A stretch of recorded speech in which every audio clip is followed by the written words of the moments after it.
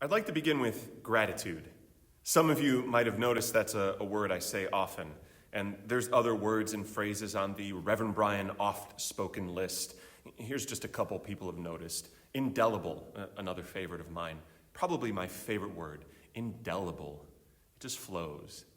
And many of you miss me introducing myself on Sunday morning saying, very noticeably, your minister. It's intentional. You are the church, and I am your minister.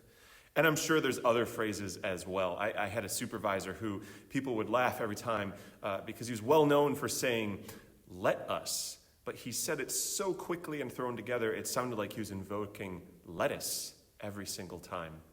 I guess every minister needs their catchphrases.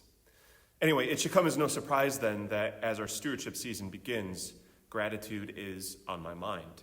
Over these past 6 months, we have learned a lot about what it means to be church. Everything we used to do was upended, and there is no clear end date in sight or in mind. So we continue to navigate uncertainty, often with courage, often with vulnerability, often with no clear understanding of how we feel or what on earth comes next. And so I'm grateful for your vulnerability.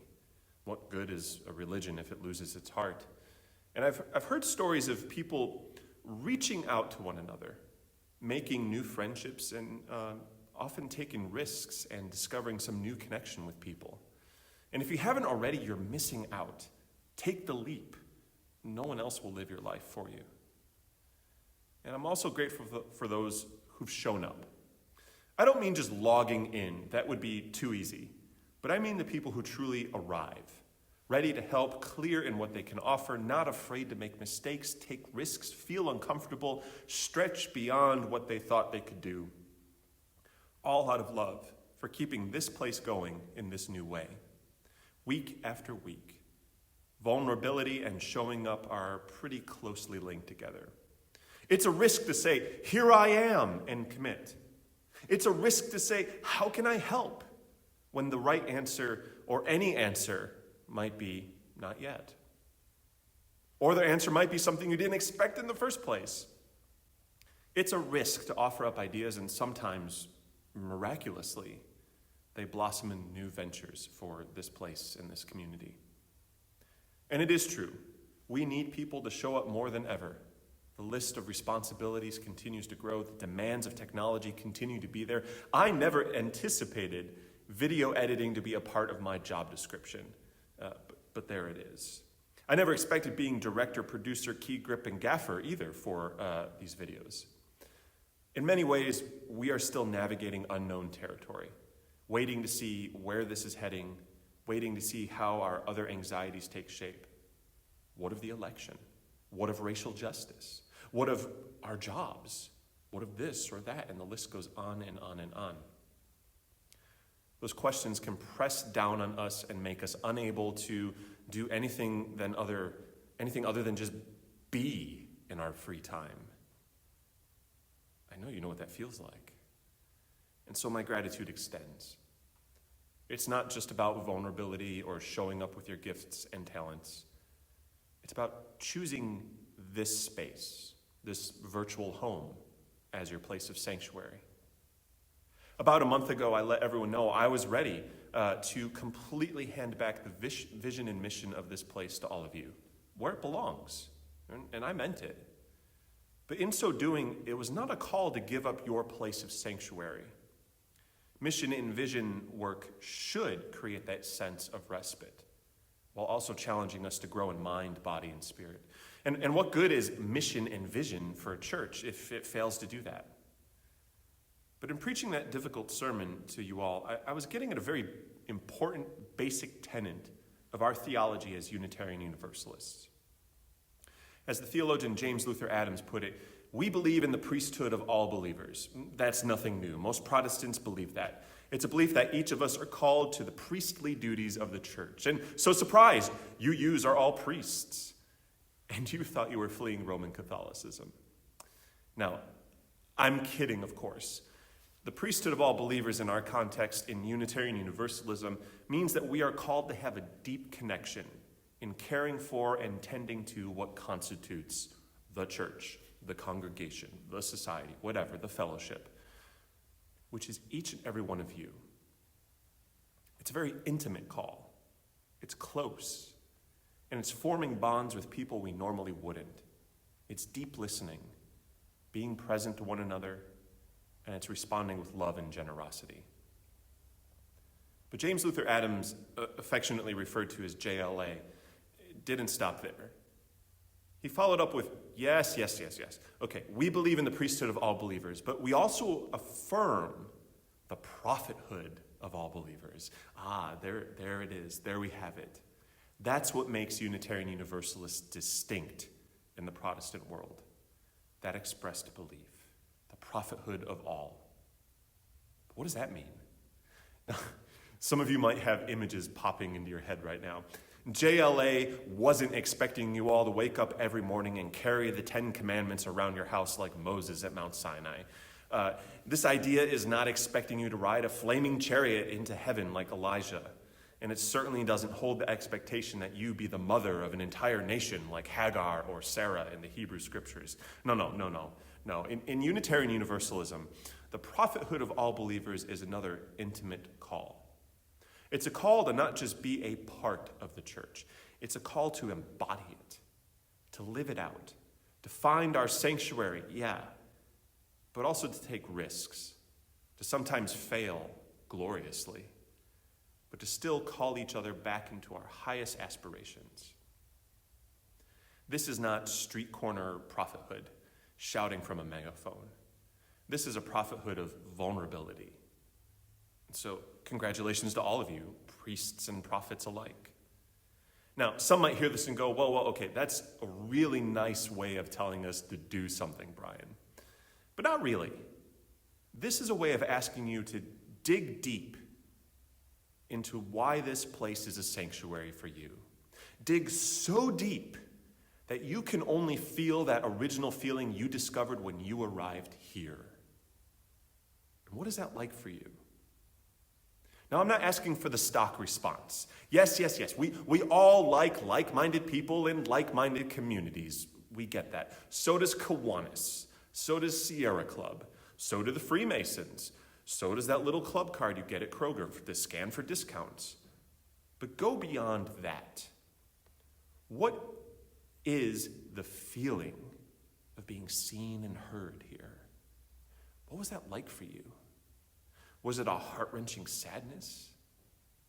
How did you not discover this until now, did you think when you arrived? What about joy and exuberance? Yes, you might have said, here it is. Finally, I discovered this. Or did you feel freedom? You finally found an escape from the hellfire and brimstone of the Calvinists or the Baptists or whatever tradition you were leaving. How did that feel? Name it.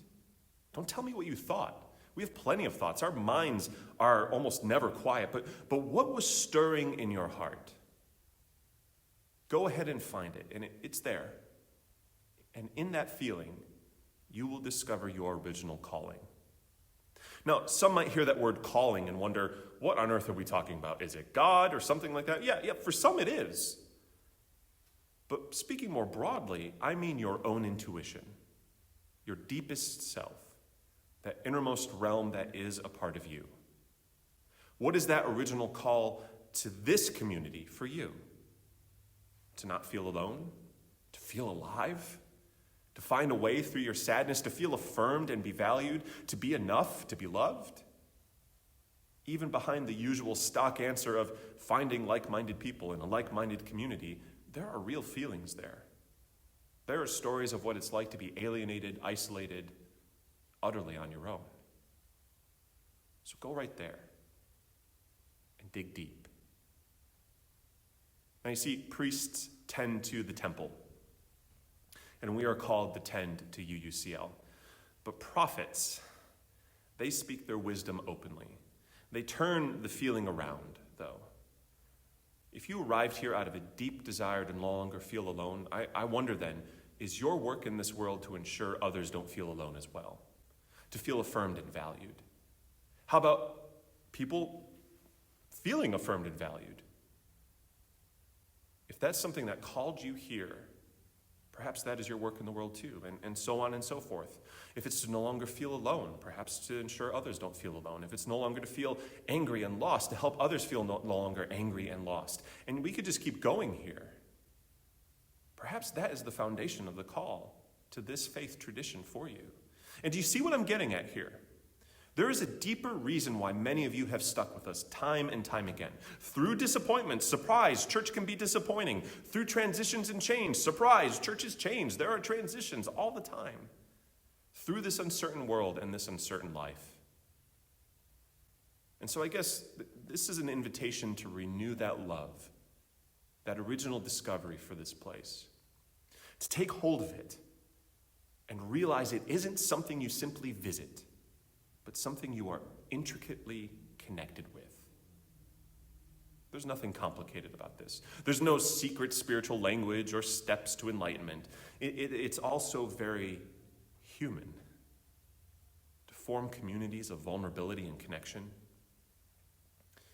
And so I share this with all of you with anticipation. Here we are, month 6 of this pandemic. What awaits us next? But I also share it recognizing that this is our annual Stewardship Kickoff Sunday. I'm sad to say there is no sheet cake in the fellowship hall waiting for all of you after the service. There will be no COVID cake for you today. But there is still the joy of connection that we find here. I know many of us are facing uncertainty in our finances, our jobs, in so many other arenas of life. And there's no way for us as a community to not talk about money. More than ever, we are hoping for all of you to really show up, to remember why this place matters, and to ensure we can get through this with as little impact as possible. I say all of this with equal parts amusement and bewilderment that it really feels like I'm working for PBS right now. And it feels like I'm about to thank viewers like you.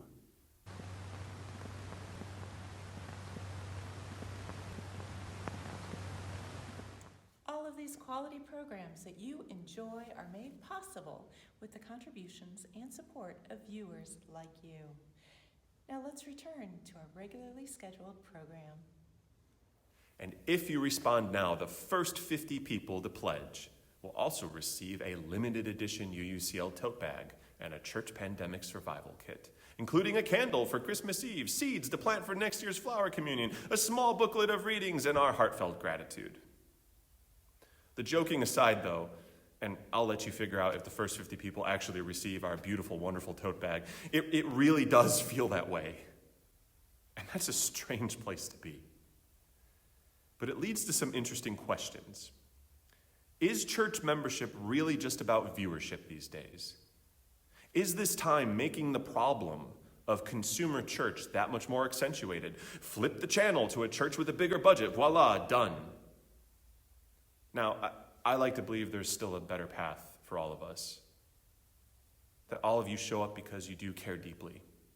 That there is still love for this place. That you are willing to go out on a limb with me, with everyone, and discern your place in the ministry of this church.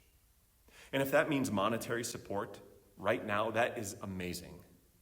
If that means pouring your heart and soul into bringing people together in our small groups or in our technology or in other ideas of how we're navigating this virtual world, that's equally wonderful. And yet, we still do need to pay the bills. And that is still a pressing matter. But more than ever, I'm looking at 2020, a year that just will not quit. And I would be remiss if I did not say, Zecher Tzadik v'Kadosh Livracha. May the memory of the righteous and holy be blessing unto us, Justice Ginsburg. More than ever this year, I believe this is a time, the perfect time, to discern who we really are as a community. And perhaps the more interesting question, who are we continually becoming? Asking who we are implies there's a finished product. But no, churches are never done. We are always becoming, which is great news. There is always new possibilities, renewal, no's turn to yeses, and sure enough, things and ideas people pass from memory. We lose beloved people, but newness arrives again and again and again. And so this stewardship season is one of remembering and renewal. Remember what struck your core the first time you arrived here in Unitarian Universalism, this life-saving tradition rooted in the here and now.